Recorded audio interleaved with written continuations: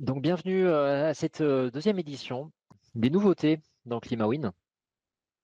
Donc voilà, moi je suis Monsieur Gauvin du service commercial de BBS Lama et, euh, et donc je suis accompagné par Romain Briand qui vous fera la présentation des nouveautés. Donc vous aviez peut-être assisté à l'édition numéro 1 qui était en septembre et donc chose promise, chose due. Voilà, l'édition numéro 2, c'est en fait, on va vous présenter les nouveautés de fin d'année, donc du coup des 3 derniers mois.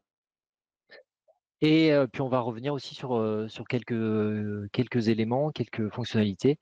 Donc on va insister un petit peu notamment sur le modeleur graphique notamment. Ce, euh, ce webinaire, donc là c'est la présentation, hein, je vais faire un petit sommaire, ensuite le temps de la démonstration. Je vous fais une petite présentation des nouveautés, donc plutôt un côté commercial, et puis le fameux temps des questions-réponses.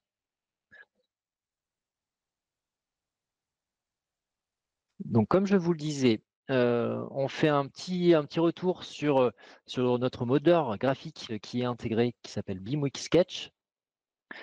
C'est un outil qui est tout le temps amélioré, qui a des fonctionnalités qui se rajoutent au fur et à mesure des versions. Et donc là, on en est, je crois, à la version 1.13, si ma mémoire est bonne, et il y aura une grosse version qui sortira début janvier. Donc on vous en parlera peut-être un petit peu rapidement, notamment, il y a une chose qui est très attendue, hein, par vous, les bureaux d'études, qui est notamment le dessin sur un fond de plan DWG ou DXF. Donc voilà, ça c'est une grande nouveauté qui aura lieu début d'année. Et là, on fait un petit retour, on va voir les choses qui se sont améliorées, les nouvelles fonctionnalités de l'outil. Donc, une deuxième nouveauté, alors là, par contre, c'est ClimaWin, hein. Maintenant, c'est ClimaWin. Là, c'est concernant les parois. Dans votre catalogue des parois, vous avez la possibilité très prochainement de prédéfinir avec différents types de constructions, voilà la conception de vos bâtiments, de vos murs, de vos couches. Donc, tout simplement, pour les nouveaux utilisateurs, ça va être très agréable de trouver ça. La grosse nouveauté qui arrive dans le logiciel ClimaWin, c'est sans contexte le nouveau catalogue des ponts thermiques. Donc avec en fait une définition en 2D qui est ensuite à modifier. Donc là, c'est Romain qui va vous montrer ça tout à l'heure. C'est la grande nouveauté du logiciel et donc c'est normalement sorti la semaine prochaine. Une autre chose que vous avez pu voir dans les patchwork, dans les patch notes, pardon, des versions que l'on fait au fur et à mesure, ce sont les connexions avec les questions de ventilation. Notamment, il y a deux fabricants qui ont des nouveaux outils, donc qui sont intégrés à ClimaWin. On n'en parle pas souvent, et là, c'est l'occasion de présenter notamment l'outil Aldes. Donc, ça vous permet de déterminer effectivement les puissances min et max de vos ventilations. Pareil, c'est les labels EFI Énergie. Donc, vous avez des seuils qui sont pris en compte dans le logiciel, notamment évidemment pour la RE 2020, pour le 9 et puis pour la Renault. On va vous montrer ça. Donc ça, c'est une chose qui est aussi nouvelle dans le logiciel. Donc là, c'est un peu plus poussé hein, dans l'utilisation. C'est le sous-dimensionnement en SED. Donc pour appréhender le comportement voilà, des systèmes en cas de sous-dimensionnement. Et donc ça, c'est très lié, comme vous le savez, à notre nouveau module qui s'appelle Audit SED. On en a parlé il y a 3 mois. Et on vous refait une petite démonstration hein, pour que vous compreniez bien les tenants et aboutissants de ce module. Vous avez la possibilité également pour les DPE immeubles. Il y a une petite chose qui a changé, c'est l'échantillonnage. Donc ça va intéresser pas mal de gens également. L'échantillonnage, notamment, une nouvelle méthode de saisie pour les menuiseries. Voilà, il y avait des petites complexités pour faire ça. Et donc maintenant, vous avez la possibilité de, voilà, de prendre des formats, et de copier en fait, des formats de menuiserie et de les assimiler à plein d'appartements, de l'échantillonnage. Dernière nouveauté, pour aujourd'hui, là, ça sera très simple, c'est qu'on a un petit peu changé l'interface du démarrage du logiciel. Qui va vous permettre de mettre, qui nous permet de mettre en avant, le modeleur graphique notamment, BIMWeek et puis ça vous fait un petit chemin notamment, pour les nouveaux utilisateurs. C'est un petit chemin qui va vous permettre d'accéder plus facilement à, qu'est-ce que vous voulez faire, dans le logiciel, quel type de calcul vous voulez faire. Voilà, je vais laisser maintenant, la main à Romain et puis à tout à l'heure pour la fin du webinaire. Bonjour à tous, donc Romain Briand, BBS Lama. Je vais donc reprendre point par point ce qu'a pu vous dire Mathieu. Donc le premier point d'un point de vue entre guillemets nouveauté, c'est BIMWeek. Alors c'est pas une nouveauté, mais on refait un point dessus. Il n'y a pas de grande nouveauté encore sur la version BIMWeek actuelle. Par contre, comme disait Mathieu, d'ici normalement, je crois mi-janvier, il va y avoir des améliorations vraiment importantes. Notamment pour ce qui est pour les utilisateurs qui l'utilisent déjà en modélisation pour le DPE. À l'heure actuelle, les ponts thermiques ne sont pas repris automatiquement. Ceux-ci devront être repris. Ce sera une grande amélioration. Voilà, vous aurez vos différentes parois avec les ponts thermiques automatiquement détectés par la méthode DPE. Directement, donc ça fera de la saisie en moins par la suite. Qu'est-ce que l'on va avoir? Voilà ce qu'a dit Benjamin, ce qu'a dit Mathieu, pardon. Ça va être l'import possible des DXF et des WG. Donc ça, ce sera dans une version plutôt courant janvier. Aujourd'hui, je vais juste faire des rappels. Je vais partager mon écran parce que je l'avais pas fait. Voilà. Voilà, donc là on est sous ClimaWin. Donc je vais juste faire des rappels aujourd'hui de où se trouve l'import BIMWeek. Ici j'ai créé une étude DPE Audit dans ClimaWin et puis vous pouvez avoir l'accès à BIMWeek directement dans l'onglet BIM ici, import BIMWeek Sketch. Lorsque vous faites cet import, on va aller chercher directement toutes vos maquettes sur cette page qui va apparaître d'ici quelques secondes. Voilà, ici, vous avez à droite, en gros, un assistant BIMWeek avec la gestion de vos maquettes où vous pouvez venir choisir une maquette spécifique que vous souhaitez importer, qui est déjà créée et déjà faite sous BIMWeek. Donc, il suffit de venir prendre un projet et choisir une maquette. Vous pouvez créer aussi une nouvelle maquette et un nouveau projet. Donc, ça vous créera directement dans BIMWeek un projet et une nouvelle maquette dans ce projet. Donc vous pouvez ouvrir une maquette, ouvrir simplement un projet pour faire une nouvelle maquette dedans, ou ouvrir directement BIMWeek de manière autonome entre guillemets, mais depuis le logiciel. Donc là c'est ce que je vais faire, je vais l'ouvrir et j'ai donc cette fenêtre qui va apparaître, voilà, où je retrouve tous mes projets, ainsi que dans chaque projet mes différentes maquettes. Je peux aller chercher une maquette, par exemple celle-ci. Voilà, c'est une maquette que j'avais créée pour une webconférence, tout simplement. Il y a 2 étages, c'est un bâtiment de logement collectif. Voilà comment elle se décompose. Lorsque l'on fait du DPE dans BIMWeek, il faut bien penser à faire les zones thermiques pour les différents appartements à ce niveau-là, pour récupérer les différents éléments chauffés. Donc je les ai fait moi au niveau 1, niveau 2, rez-de-chaussée niveau 1, pardon.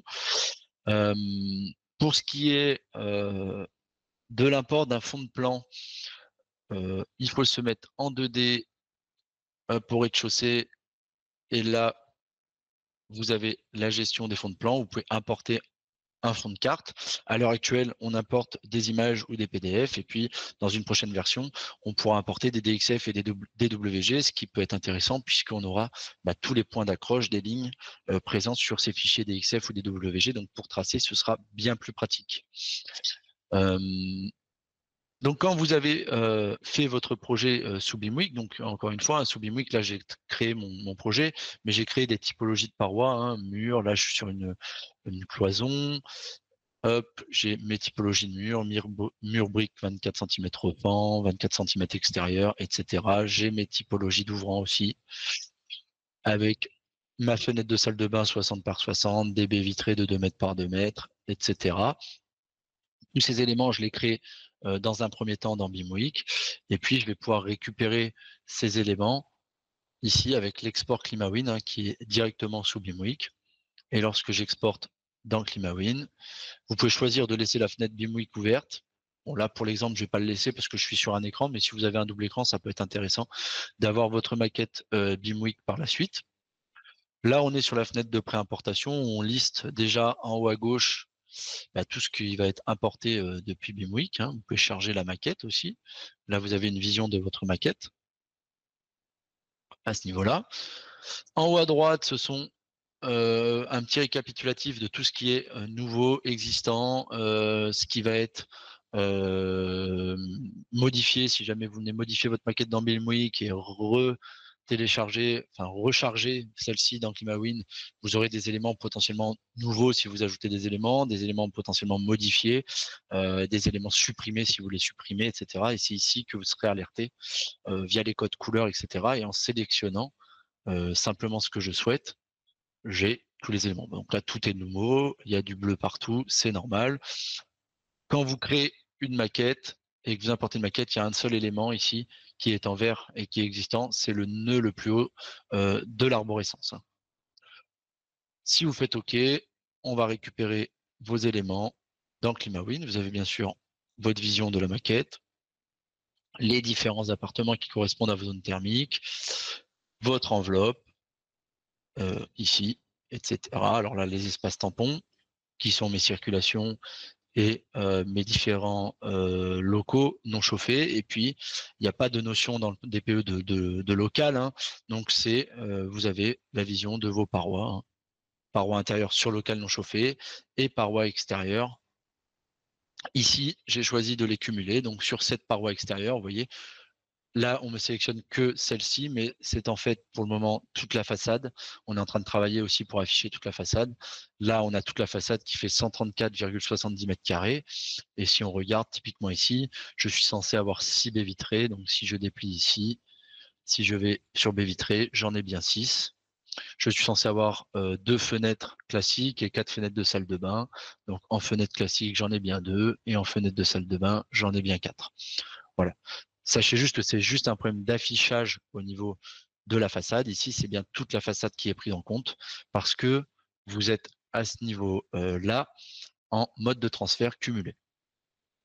Si vous choisissez mode de transfert détaillé, là, vous aurez toutes les façades une à une en fonction de vos locaux qui se trouvent derrière, etc. Mais ça peut alourdir fortement votre arborescence, ce qui ne sert pas à grand-chose en DPE puisqu'on n'est pas sur du pièce par pièce. Donc après, il suffirait de venir saisir nos systèmes, etc. pour pouvoir avoir le calcul du DPE. Mais on récupère tout l'aspect métré, aussi l'aspect paroi hein, dans les catalogues. Ici, voilà, on récupère nos cloisons, nos murs, etc. Avec l'approche DPE et la possibilité de venir quand même spécifier la nature qui pour le moment n'est pas présente dans BIMWIC. Donc bien spécifier la nature, on va récupérer la structure dans une prochaine version et la nature à spécifier. Donc bien venir quand même vérifier ces parois, bien qu'on les récupère toutes hein, à ce niveau-là. Pour les menuiseries, c'est la même chose. On récupère les informations de BIMWIC. Là, j'ai toutes mes typologies de menuiserie avec les dimensions. Et en approche DPE, on me dit si je suis en simple, double, triple vitrage. Ça, c'est des choses que vous mettez dans BIMWIC lors de la création de vos menuiseries dans le projet BIMWIC. Pour revenir sur ce qu'on disait tout à l'heure pour les ponts thermiques, ici, on importe, là on est sur une version développement, donc là ces ponts thermiques-là ne vont plus être importés en tant que ponts thermiques catalogués. Sur la paroi, vous serez en saisie automatique et les ponts thermiques seront directement repris ici à ce niveau-là pour avoir la saisie automatique de vos ponts thermiques. Il faut être en saisie automatique puisque si on veut faire par la suite un audit, les ponts thermiques saisies manuellement ne peuvent pas être améliorées dans l'audit. Et si vous êtes sans isolation, vous avez forcément un pont thermique assez élevé. Et si vous venez mettre, par exemple, une amélioration de paroi avec isolation par extérieur, bah, vos ponts thermiques ne vont pas suivre et vont rester sur ceux que vous avez mis en manuel. Donc, on est en train de faire ces éléments-là pour que tous les ponts thermiques soient gérés automatiquement dans le DPE et que par la suite, vous n'ayez pas de soucis à ce niveau-là. Voilà pour l'aspect BIMWeek. Deuxième point, on a mis, alors vous le savez déjà, mais par exemple, si je vais dans le catalogue système ici, dans les banques des systèmes, vous avez tout ce qui est en gras ici, qui sont des systèmes mis à disposition par BBS là-bas, concernant par exemple des titres 5 ou des systèmes un peu spécifiques ou même simples que vous pouvez transférer directement dans vos projets. Donc ça, c'était déjà présent. Ce que l'on a fait, c'est qu'on va faire la même chose au niveau du catalogue des parois, dans composants de la banque. Donc là, moi, ils sont pas encore en gras parce que ce ne sont pas encore les banques qui ont été déployées, mais vous aurez toutes ces parois, rampants, plafonds, etc., décrits avec leurs couches à ce niveau-là, que vous allez pouvoir avoir directement en banque, on va dire fournie par BBS pour de la conception, ce genre de choses, que vous pourrez transférer directement dans votre catalogue projet pour les utiliser dans vos études. Donc là, on est en train de les mettre dans les banques. Donc voilà, vous aurez plusieurs typologies de parois, de planchers, etc., que vous pourrez utiliser sans avoir à les saisir manuellement ici, simplement en venant les transférer depuis la banque perso. Donc ça sera une petite nouveauté qui va apparaître prochainement. C'est pas encore le cas, mais vous aurez ces typologies de parois. Donc ça, c'était pour le deuxième point. Le troisième point qui là est entièrement nouveau, c'est le catalogue de ponts thermiques. Dans votre étude, vous allez créer vos parois, dans le catalogue des parois, vous allez créer vos menuiseries, etc. Et puis vous allez créer alors j'entends par étude réglementaire, hein, RE ou RT, vous allez créer vos ponts thermiques. Donc si là je vais dans mes parois, par exemple, j'ai créé mes différentes typologies de parois, de plafonds, de planchers, etc. Et le principe, ça va être de pouvoir utiliser ces technologies de parois, comme vous le faites d'habitude, dans le catalogue de ponts thermiques, à ce niveau-là, pour obtenir un calcul élément fini de pont thermique spécifique. Donc ici, j'en ai déjà de calculé à ce niveau-là. Vous voyez, j'ai ce type de pont thermique à calculer, où je retrouve un psy pour ce pont thermique et la possibilité de voir en gros les flux dans ce pont thermique. J'ai l'échelle à côté. Hein. Donc là, j'en ai 4 qui sont déjà saisis à ce niveau-là. Si je viens en faire un nouveau, pour vous montrer comment fonctionne le nouveau catalogue, c'est assez simple. Vous allez utiliser la méthode ISO 10211, qui est la méthode de calcul pour les ponts thermiques éléments finis. Il va falloir choisir une configuration dans les règles THBAT. Donc, par exemple, moi, je prends celle-ci. J'ai ma configuration qui est importée ici. Donc là, mon psy est encore à 0, forcément. Et puis, dans description des parois, je vais pouvoir venir choisir des parois cataloguées. Donc là, on me demande la paroi droite. Donc, ce qu'on appelle paroi droite, c'est la paroi horizontale. Dans ce cas-là, je vais venir chercher un plancher. Voilà, la paroi haute de ma liaison, donc celle qui est en haut. Choix de la paroi, je vais pouvoir venir choisir un mur. Voilà, et la paroi basse, je vais prendre le mur 2. Alors, c'est pas très parlant. Ça va, le mur 3 est comment? Voilà, un mur 3 entièrement béton, pourquoi pas. Et donc, tout ce qui va se passer dans mon pont thermique, hein, hop, ici, c'est tous les petits quadrillages ici, où je vais pouvoir venir choisir qu'est-ce qui est prioritaire par rapport à un autre élément. Donc là, typiquement, je pourrais venir ici dire que hop, cette face est prioritaire ici, et elle est aussi prioritaire ici, et que par exemple, cette face-là est prioritaire ici. Voilà. Je peux aussi avoir des spécificités. J'ai la possibilité d'ajouter des planels, par exemple, etc. Donc le but, c'est vraiment de venir caractériser notre pont thermique ici, et puis après, vous pouvez lancer le calcul à ce niveau-là. Donc là, j'ai lancé le calcul, et voilà, j'obtiens tac, mon psy ici qui est à 0,099. Donc le but, c'est de venir choisir une configuration THBAT, sélectionner les parois qui vont composer notre pont thermique et de gérer les différents croisements de couches de parois pour avoir un pont thermique de manière le plus réelle possible par rapport à votre étude. Quatrième nouveauté, c'est l'outil de sélection de caissons. Donc les outils, notamment Aldes et Atlantic, ont été mis à jour de leur côté, donc on les a mis dans ClimaWin pour choisir déjà un système de ventilation. Donc ça se passe dans le catalogue système où vous allez venir dire la typologie de CTA que vous avez et notamment le fabricant que vous souhaitez utiliser. Ici, j'ai utilisé Aldes. Je vais pouvoir, donc quand je rappelle ma CTA dans mon projet, dans l'arborescence CTA, ici, j'ai mes modes de saisie des puissances de ventilateur. Soit je prends ceux que j'ai mis potentiellement dans mon catalogue de système, puisqu'on me les demande en catalogue, soit je peux utiliser un utilitaire fabricant. Comme je suis en Aldes, on m'ouvre l'utilitaire Aldes où on va pouvoir récupérer en fonction de ce que l'on a mis. Ici, je suis sur une maison T4, on me dit voilà, maison T4, une salle de bain, un WC, etc.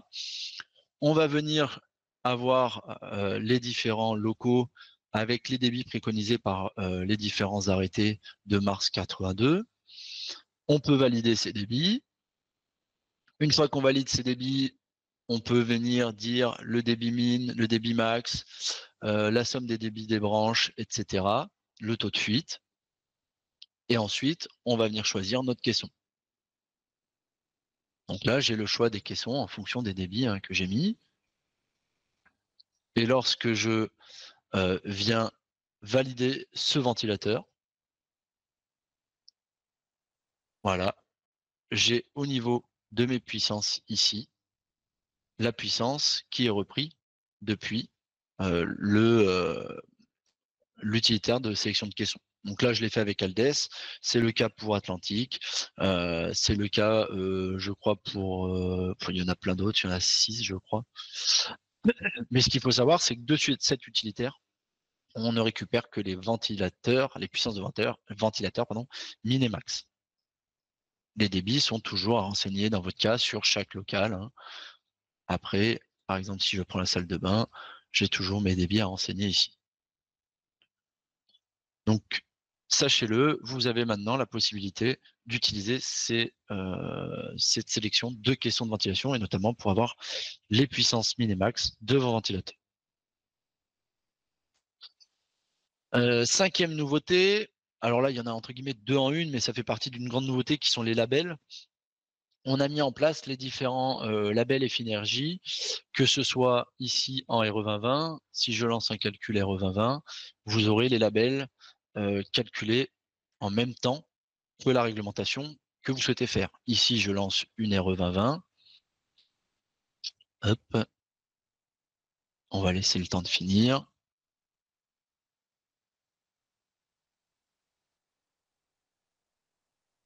Hop là. Et donc là, j'ai mes résultats RE 2020 et j'ai un nouvel onglet ici qui s'appelle label. Et comme je suis en RE 2020, j'ai le label Effinergie RE 2020 avec les différents éléments. Donc ça, c'est pour le label Effinergie RE 2020. Chaque exigence du label Effinergie RE 2020 dépend forcément de l'usage de votre bâtiment. Donc, suivant les cas, il faut faire 2 bâtiments différents. Donc là, je suis en RE 2020. J'ai la même chose ici. J'ai pris une autre. Alors, c'est pas ici, pardon. Il est là. J'ai pris une autre étude en RT existant. Si je lance mon calcul RT existant, je vais faire le projet complet. Voilà, là, je vais avoir le label Effinergie BBC Renault. Donc, toujours dans le même principe. J'ai un nouvel onglet qui va s'appeler label. Tac, alors il est où? Sur le bâtiment après travaux, pardon. Voilà, RT existant label. Et j'ai mon Effinergie BBC Renault avec les différents éléments différentes exigences à respecter. Là, dans mon exemple, typiquement, mon UBAT n'est pas inférieur au UBAT base. Donc ça, c'est un nouvel onglet que vous avez en fonction du type de calcul que vous avez. Vous pouvez voir si vous êtes éligible ou non au label de la réglementation forcément en cours et que vous faites. Sixième nouveauté, c'est ce qu'on a appelé la SED avec sous-dimensionnement. Alors c'est assez simple, le but de la SED sous-dimensionnement, c'est d'avoir une approche plus physique au niveau SED. Le but, ça va être de, entre guillemets, pouvoir sous-dimensionner un système et voir son impact. Je m'explique, là j'ai un bâtiment, il est ce qu'il est. Je viens lancer un calcul d'apport sur ce bâtiment. Dans mes résultats d'apport, je vois que j'ai environ 10 kW de dépert à combattre. Eh bien, là, par défaut, j'ai mis un système froid qui ne fait que 5 kW pour voir le comportement de mon bâtiment. Et donc, si je lance une SED, hop, je me mets sur mon bâtiment. J'ai mes résultats de simulation, notamment au niveau des températures, où je vais pouvoir voir, alors plutôt en juillet-août, dans notre cas, puisque là j'ai sous-dimensionné le refroidissement, où je vais avoir mes températures intérieures ici, à ce niveau-là, qui vont apparaître en fonction forcément de la comment ça s'appelle, de la consigne que j'ai voulu mettre. Je vais être au-dessus, puisque là j'ai sous-dimensionné, je vais être au-dessus, et le but c'est de savoir si ce sous-dimensionnement est acceptable par rapport à la température intérieure que l'on souhaite. Et si ce sous-dimensionnement est acceptable, ça peut nous permettre, notamment sur le cas d'une pompe à chaleur, de prendre une pompe à chaleur plus petite qui coûte forcément moins cher, en se disant, voilà, je sais que j'ai sous-dimensionné ma pompe à chaleur. Certes, elle est sous-dimensionnée, mais elle va me revenir moins cher. Et la température calculée à l'intérieur des différents locaux va être acceptable par l'occupant. Là, dans certains cas, on monte jusqu'à 30 degrés. Ça peut être un petit peu élevé dans les locaux à ce niveau-là. Donc, on va garder la ligne 4383. On est à 30,1. On va essayer maintenant. Hop, on va repasser en mode saisie. On va aller dans les systèmes et on va changer simplement notre générateur. Là, je vais passer sur une PAC plus grosse. Voilà. Et je vais relancer ma SED.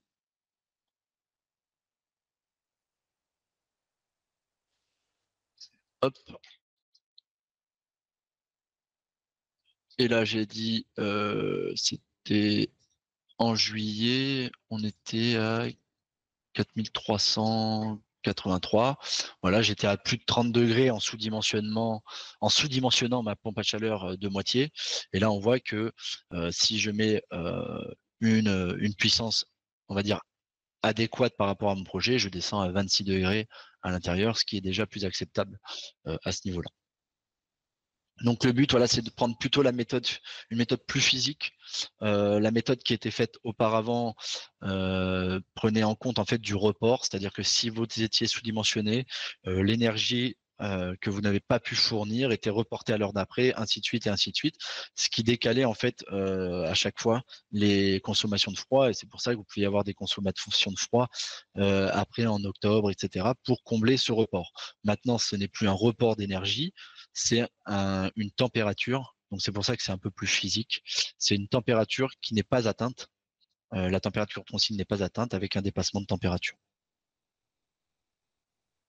Voilà pour la nouveauté sur la SED sous-dimensionnement. Alors, on est en train de travailler forcément sur un affichage de résultats parce que bon, il faut quand même aller dans ce tableau, etc. Le but, c'est d'avoir par la suite un affichage, par exemple, du plus grand delta de température que vous avez par rapport à la consigne. Admettons, votre système est sous-dimensionné et le delta, par exemple, il fait une fois 31 degrés dans votre local. On pourra dire, voilà, le delta max, il y a 5 degrés de plus que la température de consigne. On va essayer de travailler aussi pour vous mettre toutes les heures où il y a le nombre d'heures où il y a des dépassements de cette température de consigne, etc., pour vous orienter au plus vers le choix de est-ce que le sous-dimensionnement est acceptable ou non. Voilà, donc les résultats vont un petit peu évoluer, enfin ils vont pas évoluer, des résultats vont être ajoutés pour vous orienter sur le choix de la PAC. Si vous sous-dimensionnez, est-ce que c'est convenable d'un point de vue occupant ou non? La 7e nouveauté, c'est l'audit SED qui a déjà été présenté dans la précédente webconférence nouveauté. On en remet entre guillemets une petite couche aujourd'hui parce que voilà, on avait la SED sous-dimensionnement et donc par suite, on s'est dit bah la SED peut permettre de faire de l'audit SED qui répond forcément au cahier des charges de l'ADEME, notamment pour le tertiaire où vous allez faire une RT existante et potentiellement un audit SED. Donc le principe, c'est d'avoir un bâtiment initial et de dupliquer ce bâtiment en venant lui appliquer forcément des choses d'amélioration. Donc là, j'ai un bâtiment initial où j'ai simplement du gaz. Mon deuxième bâtiment, c'est le même bâtiment initial au gaz, mais on a renforcé l'isolation sur les parois. La troisième, on est parti de ce bâtiment initial avec l'isolation renforcée, mais on a changé le gaz par une pompe à chaleur double service. Et puis à cette pompe à chaleur double service et à cette isolation renforcée, on a rajouté du PV dans le 4e bâtiment. Pour faire un audit SED, il faut aller dans les options de calcul et activer ici ce qu'on appelle l'étude de faisabilité audit SED. Vous avez ce nœud qui va apparaître. Dans ce nœud-là, vous allez pouvoir ajouter les différentes variantes en saisissant bien la variante pressentie ou l'état initial. Donc ici, c'est mon état initial avec gaz. Donc c'est ma première étude, mon premier bâtiment. Je peux prendre en compte forcément une analyse de coût. Donc sur chaque variante ici, je peux indiquer un coût d'investissement, etc.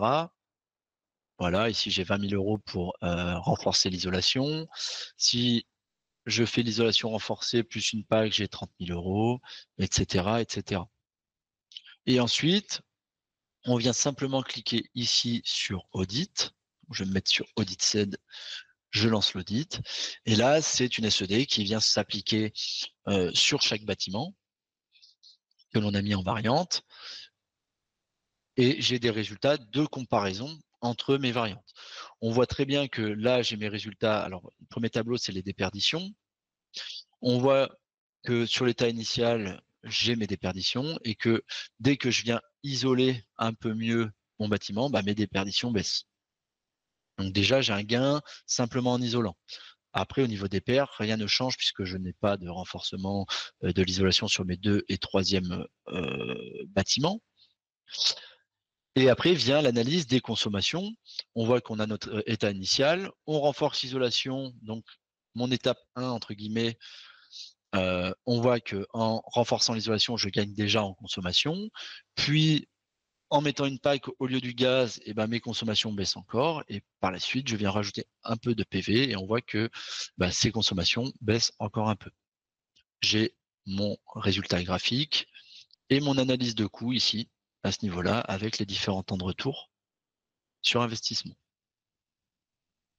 J'ai un tableau de détail des coûts en fonction de mes systèmes et de mes variantes. Et à la fin, j'ai une courbe à ce niveau-là de l'évolution des consommations sur 10 ans. Donc l'audit SED vous permet d'avoir cette comparaison-là.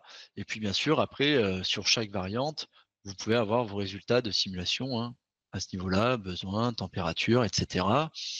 Sachez juste que quand vous rajoutez du PV, hein, forcément, on est en heure par heure. Donc, lorsque vous avez de la production PV à une certaine heure, elle sera enlevée de vos consommations de base, puisque vous venez autoconsommer à cette heure-ci, en fonction forcément de l'heure et de l'occupation de votre bâtiment.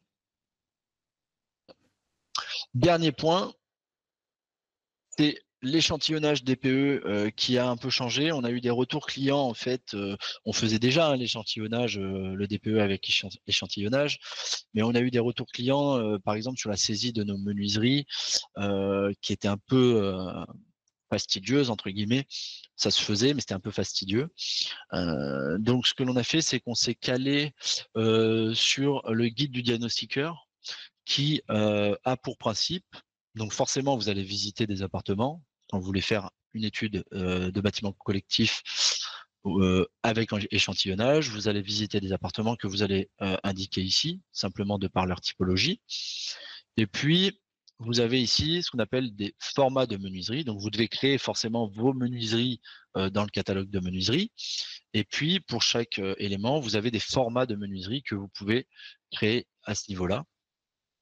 Donc, dans des formats, vous pouvez avoir une ou plusieurs menuiseries. Ce qui crée un format, c'est la dimension et la présence ou non de protection mobile. Une fois que vos formats sont créés ici, le principe va être que sur un mur, puisque après avoir visité vos appartements, vous avez plusieurs formats de menuiserie que vous avez trouvés. Et après, de l'extérieur, eh bien, il va falloir faire le DPE de l'immeuble. Le but, c'est de l'extérieur de dire, bah voilà, j'ai un mur extérieur, et sur ce mur extérieur, quel type de format j'ai et quel nombre de formats de ce type j'ai. Voilà, ici, j'ai le format 1 qui apparaît une fois sur ce mur. Donc, sur les menuiseries, je vais retrouver ma menuiserie du format 1. Elle est là pour une fois. J'ai le format 2 où j'ai deux typologies de menuiserie et j'en ai 3 d'un type et 1 de l'autre type. Et ben, il est présent sur mon mur une fois, ce format 2. Donc, j'ai pour ce format 75% de menuiserie de type 1 et 25% de menuiserie de type 2 de mon format, etc., etc. Donc là, on est calé vraiment sur le guide du diagnostiqueur. Si je vous montre un peu à quoi ça correspond.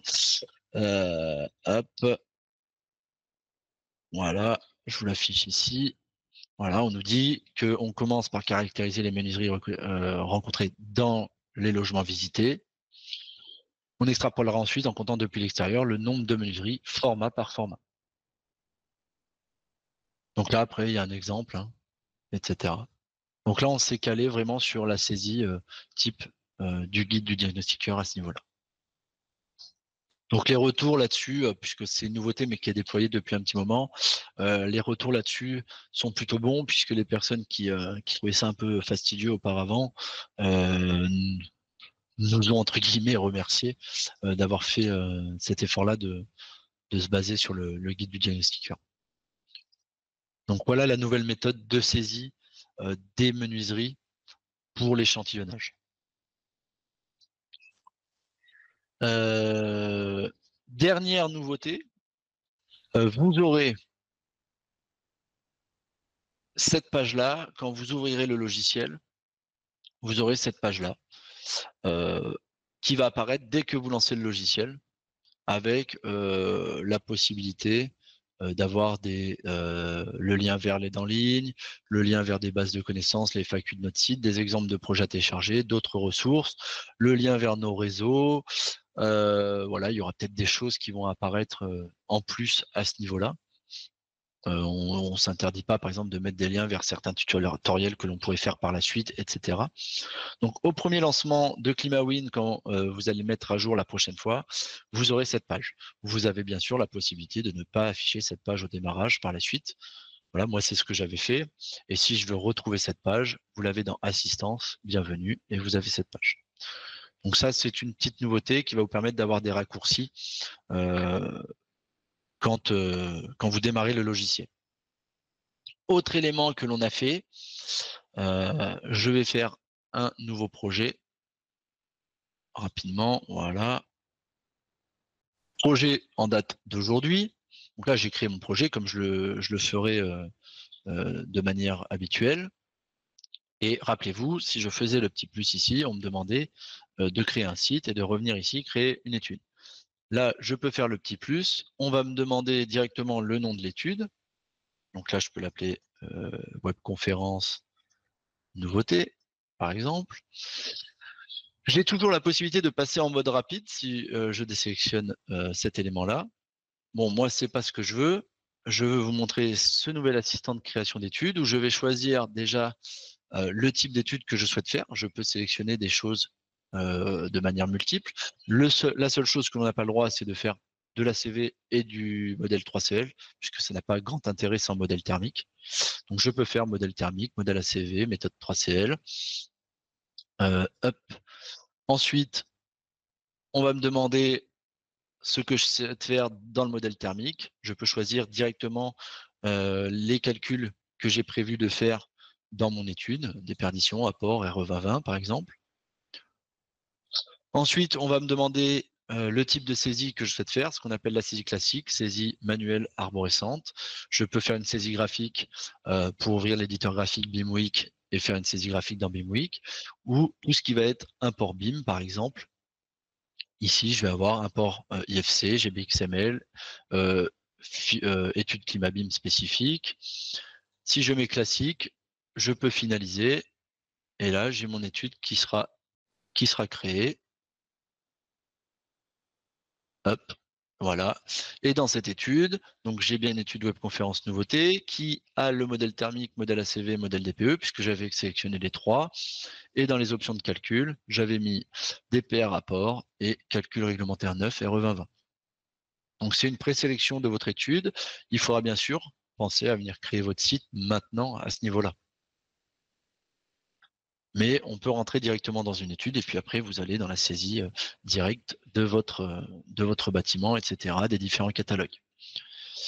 Et enfin, elle n'était pas dans la liste. Sachez que maintenant, vous avez la possibilité de dissocier la fenêtre de résultat ici de l'élément de saisie ici. Ça peut être pratique. Si vous êtes en double écran, ça vous permet de mettre les résultats sur un autre écran et de pouvoir voir, hop, alors je vais prendre une étude rapidement, ça sera un peu plus pratique. On va prendre, est-ce que j'ai quoi là? Voilà, typiquement ici, je peux avoir mes résultats RE2020. Hop, je me permets d'enlever cette fenêtre, de la décaler. Et si j'ai un double écran, je peux, en me baladant sur n'importe quel élément, avoir ma saisie déjà, hein, bien sûr, la saisie que j'ai faite, les résultats rapides ici, mais aussi tout ce qui va être résultats détaillés à ce niveau-là. Notamment, si j'avais fait un calcul de DPR rapport, je pourrais avoir les DPR de cette paroi, de ce local, etc., etc. Donc, cette fenêtre de résultat est rendue détachable et quand vous la fermez, elle vient se repositionner ici, hein, à ce niveau-là. Donc ça, c'est une petite nouveauté aussi. Pour ceux qui travaillent sur double écran, ça peut être pratique. Plutôt que de jongler entre l'onglet saisie et l'onglet résultat à chaque fois, de détacher la fenêtre résultat, de la mettre sur un autre écran et d'avoir à la fois l'arborescence, la saisie et les résultats.